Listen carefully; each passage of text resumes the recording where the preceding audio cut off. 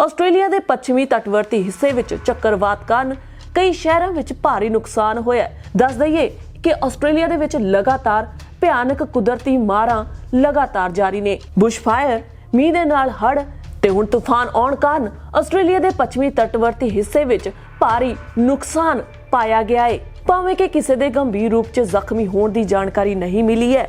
ਅਧਿਕਾਰੀਆਂ ਨੇ ਦੱਸਿਆ ਕਿ ਪੱਛਮੀ ਆਸਟ੍ਰੇਲੀਆ ਦੇ ਕਲਬਰੀ ਤੋਂ ਚੱਕਰਵਾਤ ਸੈਰੋਜਾ ਅੱਗੇ ਲੰਘ ਚੁੱਕਾ ਹੈ। ਚੱਕਰਵਾਤ ਦੌਰਾਨ 170 ਕਿਲੋਮੀਟਰ ਪ੍ਰਤੀ ਘੰਟੇ ਦੀ ਗਤੀ ਨਾਲ ਹਵਾਵਾਂ ਚੱਲ ਰਹੀਆਂ ਸਨ।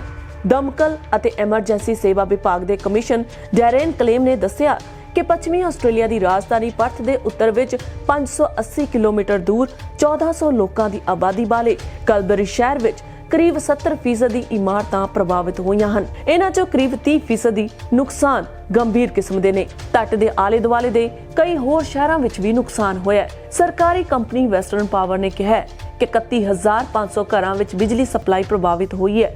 ਆਸਟ੍ਰੇਲੀਆ ਦੇ ਮੌਸਮ ਵਿਭਾਗ ਬਿਊਰੋ ਨੇ ਇੱਕ ਬਿਆਨ ਵਿੱਚ ਕਿਹਾ ਕਿ ਕਲਬਰੀ ਅਤੇ ਨੇੜਲੇ ਸ਼ਹਿਰਾਂ ਵਿੱਚ ਪਿਛਲੇ 50 ਸਾਲ ਤੋਂ ਵੱਧ ਸਮੇਂ ਵਿੱਚ ਪਹਿਲੀ ਵਾਰ ਇੰਨੀਆਂ ਤੂਫਾਨੀ ਹਵਾਵਾਂ ਦਰਜ ਕੀਤੀਆਂ ਗਈਆਂ ਨੇ। ਇਸ ਤੋਂ ਪਹਿਲਾਂ 1956 ਵਿੱਚ ਭਿਆਨਕ ਚੱਕਰਵਾਤ ਆਇਆ ਸੀ।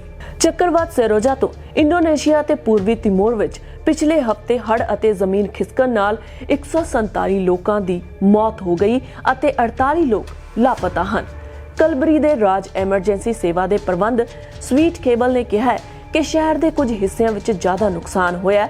ਉੱਥੇ ਚੱਕਰਵਾਤ ਦਾ ਅਸਰ ਪੂਰੇ ਸ਼ਹਿਰ ਵਿੱਚ ਦੇਖਿਆ ਗਿਆ। ਸਮੁੰਦਰੀ ਤੂਫਾਨ ਨੇ ਆਸਟ੍ਰੇਲੀਆ ਦੇ ਪੱਛਮੀ ਤੱਟ ਉੱਤੇ ਕਾਫੀ ਤਬਾਹੀ ਮਚਾਈ ਹੈ।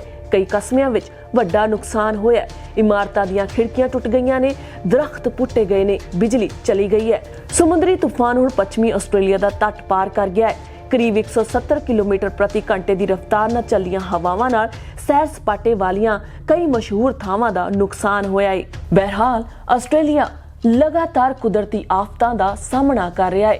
ਜਿੱਥੇ ਕਰੋਨਾ ਵਾਇਰਸ ਦੀ ਮਹਾਮਾਰੀ ਕਾਰਨ ਪੂਰਾ ਸੰਸਾਰ ਪੀੜਤ ਹੈ, ਉੱਥੇ ਆਸਟ੍ਰੇਲੀਆ ਦੇ ਵਿੱਚ ਲਗਾਤਾਰ ਕੁਦਰਤੀ ਆਫਤਾਂ ਨਾਲ ਆਸਟ੍ਰੇਲੀਆ ਦਾ ਬਹੁਤ ਭਾਰੀ ਨੁਕਸਾਨ ਹੋ ਰਿਹਾ ਹੈ। ਆਸਟ੍ਰੇਲੀਆ ਦੇ ਪ੍ਰਧਾਨ ਮੰਤਰੀ ਸਕੌਟ ਮੋਰਿਸਨ ਨੇ ਐਮਰਜੈਂਸੀ ਸੇਵਾਵਾਂ ਪ੍ਰਭਾਵਿਤ ਇਲਾਕੇ ਦੇ ਵਿੱਚ ਭੇਜ ਦਿੱਤੀਆਂ ਨੇ ਅਤੇ ਉਹਨਾਂ ਦਾ ਦੌਰਾ ਕੀਤਾ ਜਾ ਰਿਹਾ ਹੈ।